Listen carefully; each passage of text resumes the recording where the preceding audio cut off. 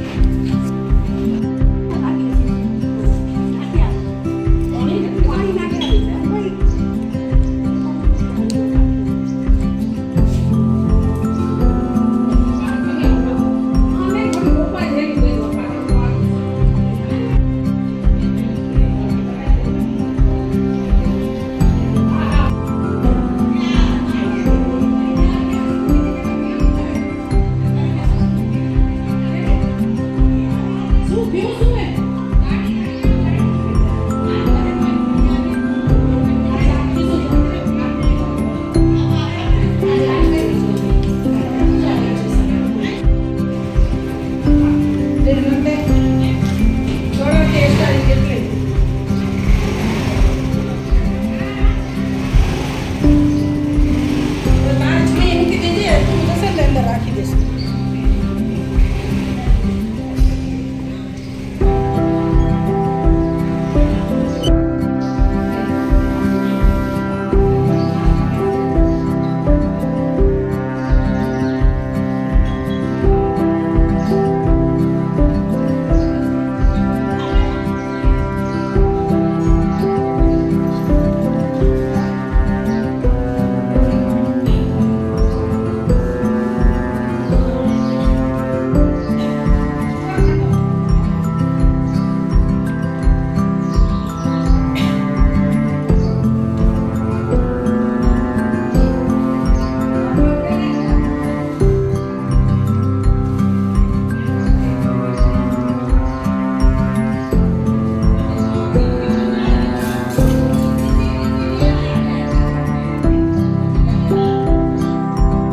કીર્તન કરે, કોઈને ખવડાવીને ખાય એવો સત્ય જીવ। અધિક માસના આવતા જમના ડોસીને વ્રત લીધા, સાથે નાની વહુએ પણ વ્રત લીધું। સાસુ વહુ નદીએ નાહવા જાય, કાંઠાગોરની વાર્તા સાંભળે અને એક ટાણા કરે। આ જોઈને મોટી વહુ પણ મચકોડે। પૈસાદાર બાપની દીકરી એટલે લાડમાં છકી ગયેલી, ધર્મની ગતિ કહે, એક ટાણાનું અપમાન કરે, ભજનને ભાણે વળી રૂપાળી બહુ એટલે જમીનથી વેત ઊંચી ચાલે। જ્યારે નાની વહુ બિચારી ગરીબ ઘરની, નાનપણથી જ પણ ધર્મના સંસ્કાર મળેલા, સાવ ભોળી, પારકા દુઃખે દુઃખી થનારી, એને વિચાર આવે કે અધિક માસનું વ્રત જેઠાણી કરે તો એને ભગવાન ફળે। ભોળી દેરાણી ગઈ જેઠાણી પાસે અને કહેવા લાગી, ભાભી વ્રતમાં રૂડું વ્રત અધિક માસનું, તમે ચાલો ને અમારી સાથે નદી કિનારે નાચશું, વાર્તા સાંભળશું, એકટાણું કરશું અને મંદિરે જઈ કથા સાંભળશું। ભગવાન તો ભાવનાના ભૂખ્યા છે। આ સાંભળીને જેઠાણી છૂણકો કરતા બોલી, જા બાઈ જા, તું છે વેવલી ને ડોસી છે નવરી, માટે તો ઘડીને નવરાશ નથી, કમર ફૂટે કાંઠાગોર પૂજે। મારે તો લીલા લેર છે, મારે તો ઘણી પેઢીએથી આવે, પુત્ર નિશાળે આવે, દીકરી સાસરેથી આવે, વહુ પિયરથી આવે, મારે તો 32 ભોજન ને 33 શાક, કપાળે ટીકો અને કાંખમાં કીકો, ઝૂલતું પારણું ને ઘમર વલોણું, ખદબદતી ખીચડીને સુવાડી દીકરી, તમારે રહો ભૂખ્યા અને બાંધો પૂર્ણાના પોટલા। જેઠાણીનું આવું અભિમાન જોઈ બિચારી દેરાણી તો ગળગળતી થઈ ગઈ। ભગવાનનું અપમાન ભક્તથી સેનાય એ તો ગઈ સાસુ પાસે, ત્યારે સાસુમાં બોલે, કહે ભરે અને વાવે ઈ લણે, એના કર્યા ઈ ભોગવશે। સાસુ વહુ તો પાછા ધર્મ ધ્યાનમાં લાગી ગયા। આ બાજુ અભિમાન જેઠાણી પણ કાંઠાગોરને કૃપાયમાન થયા। ક્રોધ પ્રગટ્યો એવો અપમાપનો કાંઠાગોર દીધો શ્રાપ। પતિ પેઢીથી ન આવ્યો દીકરો, નિશાળેથી ન આવ્યો દીકરી, સાસરેથી કોપાય અને સીમના ઢોર સીમમાંથી રહ્યા। જ્યાં સુખની છોડ ઉડતી હતી ત્યાં કાગડા રોવા લાગ્યા। અભિમાની જેઠાણી તો ગાત્ર ઘડી ગયા। સુખમાં સાંભળે સોનું અને દુઃખમાં સાંભળે દેવ। જેઠાણી તો ગઈ દેરાણી પાસે, રડતા રડતા કાળે કેરની વાત કરી। દેરાણીએ છીકણી સૂંઘતા સાસુ પાસે લઈ ગઈ। જેઠાણી તો લાકડીની જેમ ડોસીમનાના પગમાં પડી ગઈ। માડી રે માડી, મારે તો ઘણી ગયો છે દીકરો, ધણી ગયો છે દીકરો, ગયો ઢોર ગયા, ઢાખર ગયા, સવડા નાખું તો અવળા પડે, માટે મારક ચીધો, તમે કહો એ માર્ગે હાલીશું। ત્યારે સાસુ બોલ્યા, વહુ રે વહુ, તે કાંઠાગોરને ગાળો દીધી, એનો આ પ્રતાપ છે। કાંઠાગોર રીઝે તો રાજ દે અને ખીજાય તો ખેદાન મેદાન કરે। છૂટવું હોય તો પરસોત્તમ માસનો વ્રત કર, કાંઠાગોરને રીઝવ, મનથી માફી માંગ, થાય એટલો ધર્મ કરીએ, ન થાય તો હાથ જોડીને બેસી રહીએ, પણ ઘરનું અપમાન ન કરીએ। ત્યારે જેઠાણીએ રડતા રડતા બોલી, માડી રે માડી, હું તો આંધળીને વળી અજ્ઞાન, ન ધર્મ જાણું ન ધ્યાન જાણું, કઈ રીતે કાંઠાગોરને રીઝવું। સાસુ બોલ્યા, ખંભેલાલ ચૂંદડી, હાથમાં દૂધનો કળશ, થાળમાં અબીલ ગુલાલ, ધૂપ દીપ અને શ્રીફળ સોપારી લઈ વાજતે ગાજતે કાંઠાગોરનું પૂજન કરો। કાંઠાગોર રીઝે તો અભરે ભરે। જેઠાણીએ સાસુના કહ્યા પ્રમાણે કરીને કાંઠાગોરને રીઝ્યા। આંખમાંથી આંસુની ધાર વહેવા લાગી। શ્રદ્ધાથી ક્ષમા માંગી, પછી ચૂંદડી ચડાવીને ખોળો પાથરી ક્ષમા માંગી। હે માં, પુત્ર કપુત્ર થાય, માતા કુપાતા ન થાય, માટે દયા કરો, દયા કરો, સાત ભાવના આવી ભૂલ નહીં થાય, નહીં કરું। જેઠાણીના સાચા પસ્તાવાથી કાઠાગોર રીઝ્યા. પુત્ર અને પતિ કુશળ સેમ પાછા ફર્યા. દીકરીના સાસરે શુભ સમાચાર આવ્યા. સીમમાંથી ઢોર ઢાખર પાછા ફર્યા અને સૌ સારાવાના થયા. જેઠાણીએ તત્કાળ આજીવન અધિક માસનું વ્રત કરવા પવિત્ર સંકલ્પ કર્યો. જેઠાણી ધર્મ ધ્યાન તરફ વળી તેથી દેરાણી અને સાસુમાં પણ રાજીના રેડ થઈ ગયા. હે કાઠાગોર, તમે જેવા જેઠાણીને ફળ્યા, નાની વહુને અને સાસુને ફળ્યા, એવા વ્રત કરનાર સૌને ફળજો. કાઠાગોરની કૃપા થકી સુખ સંપત્તિ છલકાય, ઘોર પાપથી મુક્તિ મળે, પરલોક મોક્ષ મળે.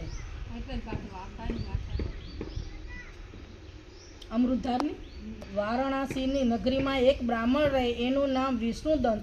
સંતાનમાં 2 દીકરા, 2 ઘણા જ્ઞાની વેદમાં અને પારંગત. મોટાનું નામ ધનદંત અને નાનાનું નામ ધર્મદંત. દીકરા ઉપર લાયક થતાં બંનેના લગ્ન લેવાયા. ઘરમાં વહુ આવી. મોટી વહુ નામ ચતુરા અને નાની વહુનું નામ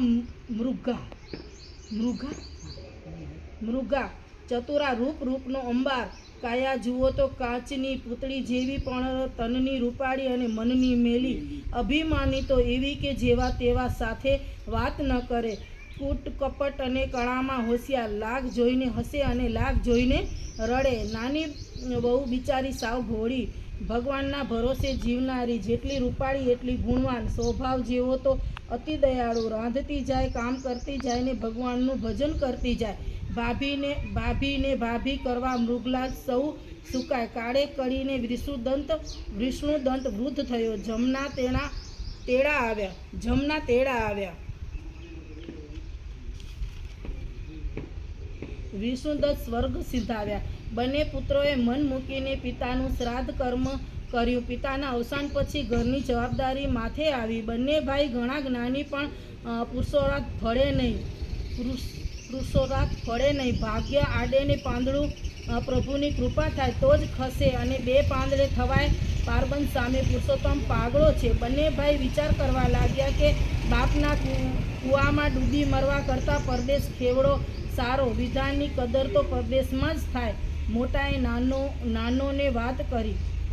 નાનાને વાત કરી. નાનો વિચાર કરવા લાગ્યો કે મારી વહુ મૃગા ભલી ભોળી છે. મારી ગેરહાજરીમાં એની કોણ સંભાળ લેશે? બિચારી એકલી મૂંઝાશે.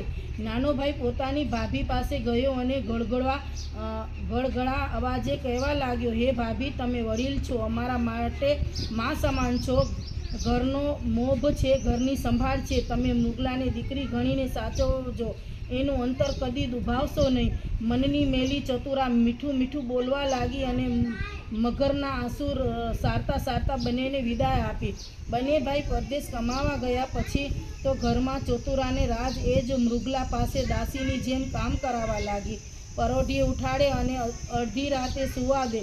વાતમાં વાતમાં વાંક કાઢે, મેણા મારે અને માર પણ મારે. મૃગલા તો ઉતરેલા લુગડા પહેરે ને દી આખું કામ કરું, પણ કોણ ઉપરાણું લે. બિચારા છાના ખૂણે રડી લે, પણ તોય ચતુરાની નિરાત નહીં. એટલે તો મૃગલા હાજરી પણ આંખના કડા જેવી લાગવા માંડી. એને તો ઘરના એકલા રહેવું હતું. એટલે એક દિવસ વાત છે કે રાંધવાનું મોડું થયું. ચતુરા તો લાભ જ શોધતી હતી. એણે તો લીધી નેતરની સોટી અને સબ ફટકારવા લાગી, ગાળો દેવા લાગી અને સોટી મારતી જાય. બિચારીને મુગલા રડે, કકડે, આજીજી કરે, કળગળે, હાથ પગે લાગે, પણ એનું સાંભળે કોણ? કાળ મીઠી પ્યારા પીગળી જાય. માણસાઈ વગર માણસ કદી ના પીગળે. ચતુરા એક ને બે ન થઈ. એણે તો ધક્કા મારીને મૃગલાને પહેરા લુગડા કાઢી મૂકી. ભૂખી તરસી મૃગલા એક ઝૂંપડામાં રહેવા લાગી. 2-4 દયાળુ માણસોએ એને સહારો આપ્યો. 2-4 ઠામ દીધા, 2 ટકનું અનાજ દીધું, જૂના લુગડા દીધા. બિચારી મૃગલા પારકા કામ કરવા લાગી. દગડા દળે પાણી ભરે અને પેટનો ખોળો પૂરે. સ્વભાવે સાવ ભોળી, એટલે દોડી બધાનું કામ કરી દે. માંદાની સેવા કરે અને જાત ઘસીને બદલાવામાં કાંઈ મેળવવામાં આશા ન રાખે. આપે એનું ભલું, ન આપે એનું 7 ભલું. 1 ટક ખાવા મળે તો પ્રભુનો પાડમને જ્યારે જેઠાણી ચતુરા તો અભિમાનનું પૂતળું હતી, રંગે રંગે દમ ભરેલો, ધર્મ ધ્યાનમાં જકીએ શ્રદ્ધા નહીં પણ દેખાવ તો એવો કરે કે ધર્મનો અવતાર જોઈ લ્યો, દેવ દર્શન જાય, કંઠાળ વાર્તા સાંભળે પણ મનનો તો ચમાર વાટે ભટકતું હોય. એવામાં પાવન પુરુષોત્તમ માસ આવ્યો. ગામમાં ઘેર ઘેર વ્રત થવા લાગ્યું. નર નારી નદીએ જાય, સ્નાન કરી કાઠાગોરની વાર્તા સાંભળે. ચતુરાને તો આવું બહુ ગમે. સોળે શણગાર સજીને એ તો રૂમઝૂમ કરતી નદીએ જાય. ભોળી મૃગલાને તો વ્રત નિયમના જરી કે ખબર ન પડે એટલે વ્રત કરનાર ઘણાય કોટ પણ પૂછ્યું કોને. ભોળી ભટકા મૃગલા તો ગઈ જેઠાણી પાસે જઈને કહેવા લાગી કે મારે પણ આ વ્રત કરવું છે, મને વિધિ નિયમ જણાવો, કદાચ મારા દુઃખ હળવા થાય. ચતુરાના પેટમાં તો તેલ રેડાયું. આસુ વ્રત કરવાની હતી. પાસે રાતી પાણી તો છે જ નહીં. પૂજાપો સાનો લાવશે, સાના દાન પૂર્ણ કરશે. છતાંય પેટની મેલી ચતુરા બોલી, તો મૃગલા તું મારી નાની બહેનને એટલે કે તને વ્રતની સાચી વિધિ જણાવું છું. આ પવિત્ર માસનું સાચું નામ મળ માસ છે. આ વ્રત બે રીતે થાય. એક રીતે